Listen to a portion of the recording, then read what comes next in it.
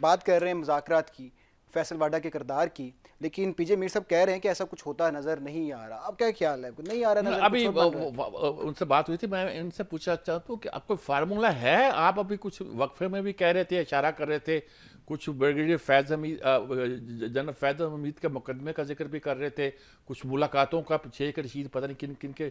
देखिए मीर साहब अब आप बात कर रहे थे कि जिस तरह हमारे पीजे साहब भी कह रहे थे कि जी कोई नज़र नहीं आ रहा डायलॉग, ये words to that fact, negotiation और इस किस्म की चीज़ें। पिछले 3 दिन पहले आप मुझे ये बताएं, सडनली खबर आती है कि शाह महमूद कुरैशी साहब, शेख रशीद साहब और फवाद चौधरी साहब, तीनों मोतबर लीडर्स हैं। चले कंट्रोवर्सीज होती हैं, शेख रशीद तो पीटीआई के नहीं लगता है, तो ये था कि इमरान इनको चिमटे से भी उठाने को तैयार नहीं लेकिन they are very close to Imran Khan और उनकी अपनी क्रेडिबिलिटी है हर किस्म के सर्कल में, इंक्लूडिंग द स्टेक होल्डर। वो जाके मिले, उनकी लंबी मुलाकात हुई इमरान खान के साथ। बेशक इमरान खान ने 2 अगर डिमांड दे दी हैं कि वो रिलीज ऑफ प्रिजनर्स और कमीशन 9 मई और 26 नवंबर का, लेकिन आप ये देखें कि वाडा साहब की जो एक इंटरेस्टिंग 2 चीजों पे मुझे फोकस नजर आ रहा है। अच्छा, ये बड़ा इंपॉर्टेंट डिमांड इनको दी है और कमेटी एक अलग बनाई है। नहीं के साथ उन्होंने ये भी कह दिया है कि वो स्टेक होल्डर से बात करने को तैयार हैं। स्टेक होल्डर से वो, खैर वो तो पहले भी कहते थे कि हम तैयार हैं, लेकिन इस दफा लगता है जो 5 मेंबर कमेटी बनाई है, स्टेक होल्डर का इंपॉर्टेंट है। स्टेक होल्डर इंपॉर्टेंट, वो बार बार लेकिन इंपॉर्टेंट क्या चीज़ है, फोकस देखें वाडा साहब का। एक तो उनका फोकस बार बार है कि मौजूदा पीएमएल गवर्नमेंट की परफॉर्मेंस से वो खुश नहीं है, वो उनको टारगेट कर रहे हैं, खासकर मैंने देखा 26 नवंबर के बाद। और दूसरा, वो बार बार यह थ्रेट कर रहे हैं अपना इमरान खान को या जो भी है कि जनाब 14 दिसंबर जो है उससे पहले आप देखेंगे जनरल फैज़ हमीद का कोर्ट मार्शल की कोई खबर जो है वो आने वाली है। 2-3 दफ़ा उन्होंने कहा है।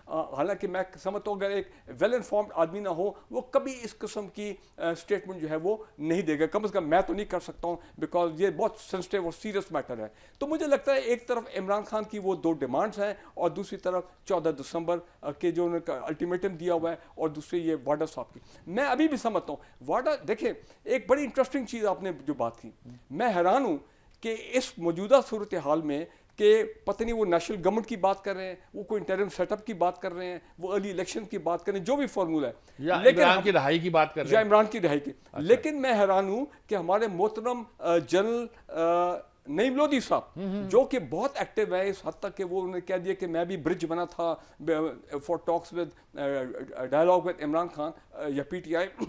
उन्होंने जनाब हमारे जो एक व्हाट्सएप ग्रुप है उसके ऊपर पब्लिकली टाइटल दिया है 18 point agenda for the interim setup. अच्छा, ये आपका व्हाट्सएप ग्रुप है कोई? जी, एक व्हाट्सएप ग्रुप जिस तरह बाकी होते हैं, जिसमें कोई रिटायर्ड सीनियर लोग भी हैं, उसमें पॉलिटिशियन भी हैं, उसमें और सिविल सोसाइटी के बड़े सीनियर लोग हैं। तो वो जब मैंने कैप्शन पढ़ा परसों 18 point agenda for interim setup, तो मैंने कहा coming from general Naeem Lodhi, जो कि मैं समझता हूँ खुद भी बड़े वेल इन्फॉर्म्ड आदमी है, I am surely with seniority वो भी वेल लिंक्ड होंगे, तो इसका मतलब ये उधर से वाडा साहब की ये बातचीत आ रही है, दैट मींस फिर वही बात है, इसका बैकग्राउंड है कुछ कि there is a background something is cooking. Mir sahab क्या कहते हैं, कोई बैकग्राउंड नजर आता है आपको इसका, क्योंकि यहाँ डराया जा रहा है, चक्कर दिए जा रहे हैं, इमरान को बस एक झांकिया दिया जा रहा है, क्या कहेंगे आप? देखिए, सबसे पहले जो ब्रिगेडियर साहब ने बात की है, जनरल नईम लोधी के जो 18 पॉइंट्स हैं, मैंने बड़े बड़े गौर से पढ़े। ये एक्सेप्टेबल नहीं होंगे। आइडिया अच्छा है, इन थ्योरी एक्सीलेंट, लेकिन वो एक्सेप्टेबल नहीं करेंगे।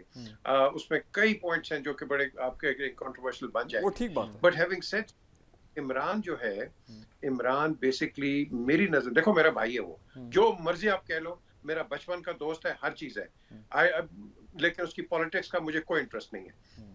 इमरान की जजमेंट इम्पेयर के अंदर बैठ के उसको लोग मुख्तलिफ चीजें बताते हैं, and you know he gets confused. सबसे पहले तो पता नहीं किसने एडवाइस इमरान को दी कि बाहर निकल आओ, फाइनल कॉल है और ये है वो है। That was a wrong decision, it shouldn't have happened.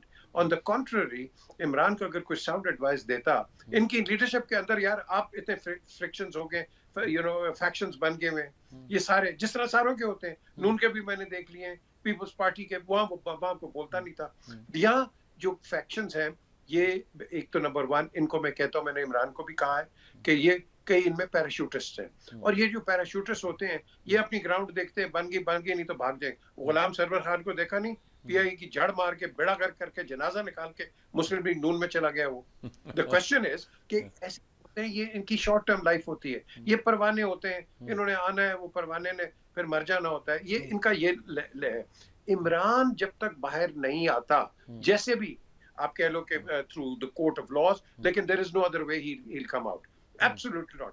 अगर किसी और तरीके से अगर आया, हालांकि मेरा भाई है, दोस्त है, तो हम पाकिस्तान की जुडिशल सिस्टम, पाकिस्तान की सिस्टम, आप उसको फिर कह लें good night and goodbye, simple as that. So whatever the law takes its course, Imran will come out through that. जिस तरह आप नवाज शरीफ को लेके आए हो, जिस तरह बाकियों को लेके आए हो, आप जरदारी को 11 साल क्या क्या नहीं आपने तमगे दिए, आगे बाद में president, twice president of Pakistan. So thing is, let the law take its course, and I feel कि जनवरी में when the American administration comes into effect, then we will see some kind of stirrings and some kind of a movement कि जिसके अंदर I think Pakistan, maybe it's not in the main site के अंदर, but there will be undercurrents and there will be some sort of a respite आप कह लो, but then again that is a developing story that remains to be seen. बगैर साहब ये बात उन्होंने जनवरी वाली 20 जनवरी के साथ जो मनसूब कर दी अमेरिका के साथ, ट्रंप के साथ किस्सा बना दिया है, क्या सचमुच कुछ आप तो रहे हैं अमेरिका में और आपने बहुत सी बातें सुनाई भी हैं उस ज़माने में कैसे ट्रंप से ख़त लिखवाए जाते थे या चेक दिए जाते थे, और क्या आप क्या अब महसूस करते हैं? बिल्कुल मीर साहब, आप ऐसी किसी सूरत हाल को रूल आउट नहीं कर सकते, ये उनका तरीक़ाकार है, स्टाइल है। और ट्रंप के केस में तो आपको मालूम है कि वो लाखों पाकिस्तानी ने उसके लिए वोट किया है रिपब्लिक के लिए 2000 या 5 नवंबर वाले इलेक्शन में। तो मेरा ख्याल है कि कहीं ना कहीं मैं कुछ लोगों से मेरी बात भी हुई अपने दोस्तों से, तो उनका भी पॉइंट ऑफ व्यू ये था कि we will not be surprise अगर 20 नवंबर से पहले, आप देखें ना ट्रंप ने ये अपना यूक्रेन पे अपना ट्वीट किया, स्टेटमेंट दी है, ये जो सीरिया में हुआ उसके पर स्टेटमेंट दी है, तो मैं I will not be surprise अगर कल को पाकिस्तान की सूरत हाल पे ट्रंप साहब की कोई एक ट्वीट आ जाती है, तो ऑब्वियसली उसके बड़े फिर यहाँ पे मीडिया में उस पर बातचीत होगी। मैं एक बात कहना चाहता हूँ क्विकली, एक तो वो जो नईम लोधी साहब की बात की थी, उन्होंने अपने एजेंडा पॉइंट्स जो है इंटरिम गवर्नमेंट के उस पर सेटअप के उधर भी लगा दिए ट्विटर एक्स के ऊपर, तो इट्स अ पब्लिक चीज़, कोई ये नहीं कि कोई वो कोई उन्होंने सीक्रेट रखा है। और ये पीजे साहब सही कह रहे हैं कि अगर इंटरिम सेटअप की तरफ कोई हालात बदलते हैं, की तरफ जाते हैं, तो वो कोई 3 महीने अपना 2-3 साल वाला मामला नहीं होता कि जिसमें इतना काम हो गए, वो 18 पॉइंट तो हैं, वो तो लग जाए अपना 3 साल वाला काम है। Interim setup normally short duration के होते हैं। दूसरा मैं ये कहूँगा, मैंने पब्लिकली 4 ऑप्शन दिए हैं 26 नवंबर के बाद इमरान खान के लिए, पब्लिकली मैंने उनको किया है एक्स के ऊपर और सोशल मीडिया पे। पहला तो यह कि Imran Khan sticks to his no compromising position, मैंने किसी से बात नहीं करनी है, I stick to my principle. और दूसरा ये कि वो एक लीगल बैटल लड़े जिस तरह लड़ रहा है, लेकिन 26 अमेंडमेंट के बाद मेरा नहीं ख्याल है कि इमरान खान को वो इतना वाज़ेह रिलीफ मिले। तीसरा बात कि वो अब ये है कि वो एनआरओ मॉडल फॉलो करे जो कि बेनज़ीर भुट्टो को मिला था अपना मुशर्रफ के दौर में with the support of the international forces, या फिर जिस तरह मोहतरम नवाज शरीफ साहब हैं वो सऊदी अरेबिया गए थे। और लेकिन अभी तक ऐसी कोई इंडिकेशन नहीं आ रही है कि Imran Khan will follow that model. मेरा अपना ख्याल है कि ये जो बातचीत का रास्ता खुलने जा रहा है, अल्लाह करे खुले, उससे एक middle of the line solution निकले जिसमें गिव एंड टेक हो, टिपिकल ऑफ पाकिस्तानी पॉलिटिक्स, और इमरान खान को बिल्कुल एक दो स्टेप पीछे होना पड़े। ये आप ये कह रहे हैं कि वो चैनल खुलने वाला है बातचीत का, यानी मीर साहब खुलता नजर आता है आपको कि ये बिल्कुल हमें रास्ता ऐसे दिखाया जा रहा है, बत्ती पीछे लगाया जा रहा है? ये ब्रिगेडियर साहब ने बड़ी गहरी बातें की हैं यहाँ। अच्छा, टू कैरी ऑन दैट, मैं आपको एक चीज बताऊं, इमरान को अगर वो कहेंगे कि तुम बैक ऑफ हो जाओ, मुल्क छोड़ दो, ये चले जाओ, इमरान वहां 0-0 हो जाएगा। सो इमरान के पास ऑप्शन कि जितना उसने फाइट कर ली है, जिस स्टैंड पे खड़ा है, he will remain on that stand, otherwise he goes down the drain. So ये जो बात करने वाले हैं, नेगोशिएट करने वाले हैं, they have to keep that in mind. लेकिन नेगोशिएशंस की इनिशिएटिव्स कौन लेगा, ये आपने देखना है। इनिशिएटिव्स, अब इमरान का जो मेन आप कह लो कि एक पॉइंट है कि एस्टैब्लिशमेंट से बात करना, मुनाफकत हमने नहीं करनी, बात सच्ची करनी है। ये सारी पार्टीज के लीडर्स जितने भी हैं, जब इनको तकलीफ होती है, ये सीएमएच या डॉक्टर्स हॉस्पिटल नहीं जाते हैं, ये गेट नंबर 4 पे जाते हैं। और सोल्यूशन वही होता है।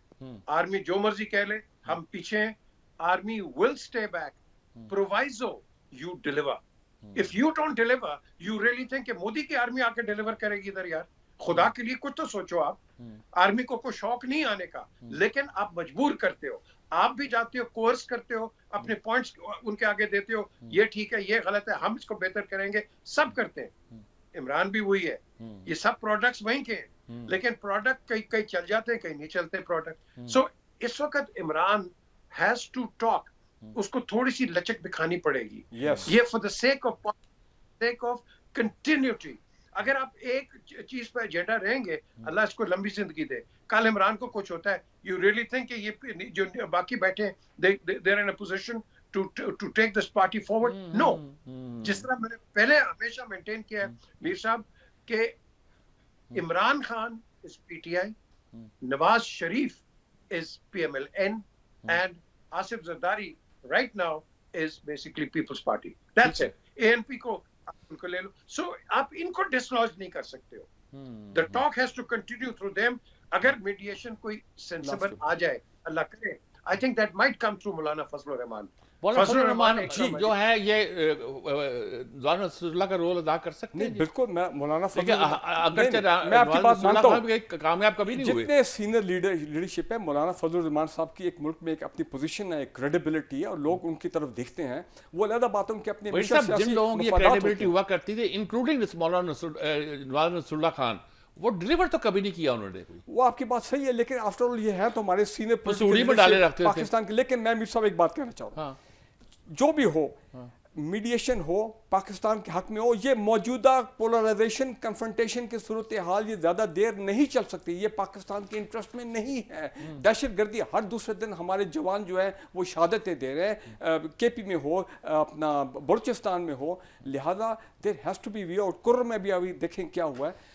आपका क्या ख्याल है कि अगर ये रिकंसिलिएशन हो जाए तो ये जो शहादतों का किस्सा चल रहा है, हमले हो रहे हैं, दहशतगर्दी हो, ये रुक जाएगी? जबरदस्त सवाल। मैं ये समझता हूं जो पाकिस्तान के अंदर पॉलिटिकल अमन होगा, स्टेबिलिटी होगी, ये अफरा तफरी खत्म होगी, ये मारधाड़ खत्म होगी, आप देखेंगे पाकिस्तान में दहशतगर्दी भी कम होगी इंशाल्लाह। ये आप देखेंगे जब पॉलिटिकल इंस्टेबिलिटी होती है तो पाकिस्तान के दुश्मन को एक्सप्लॉइट करते हैं पाकिस्तान के खिलाफ। ये जो मैंने सवाल किया है कि ये कहते हैं कि अगर ये सुलह हो जाए, आपस में इनकी बातचीत हो जाए, तो दहशतगर्दी खत्म हो जाएगी। United we fight the terrorist.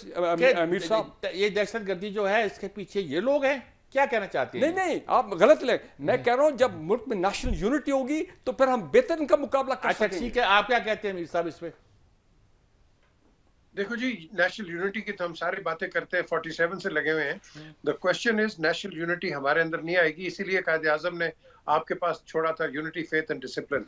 तीनों में हम मार खा रहे हैं। द क्वेश्चन इज कि आप यूनिटी, आपके पास एक ही बॉन्डिंग फोर्स है जो कि सब बात करते हैं, उसको एक्नॉलेज पब्लिकली नहीं करते, लेकिन ड्राइंग रूम्स के अंदर, घरों के अंदर सब एक्नॉलेज करते हैं। फोर्स एक ही है, सिंपल एज दैट। वो सबको पता है कौन सी है, और मैं आपको बताता हूँ वो है आर्मी। Simple as that. मुनाफिकत क्या करनी। द क्वेश्चन इज कि आप अपना रोल सही कर लो, आप अपने डायस्पोरा को ठीक कर लो, फौज का कोई इंटरेस्ट नहीं होगा। फौज ने उन्होंने अपनी आर्मी चलानी है, और अगर आप अपने जो इकोनॉमिक फैक्टर्स हैं उसको आप गिरा दोगे, हमारी फौज कैसे चलेगी यार? मुझे बता दें आप। ठीक बात। मेरे साहब आपका भी बहुत शुक्रिया, भट्ट साहब आपके बहुत शुक्रिया। बातें तो उन्होंने सारी, चाहे डाइवर्स हैं, मुख्तलिफ भी हैं, बुनियादी तौर पर ठीक है। यानी कि अगर इख्तलाफ भी पाया जाता है तो बात मुझे तो हर तरह की ठीक लगती है। ठीक है, यही हमारा मसला है। सही है कि हम एक ऐसी सिचुएशन में फंस गए हैं जहां यानी एक कन्फ्लिक्टिंग बातें भी दुरुस्त नजर आती हैं।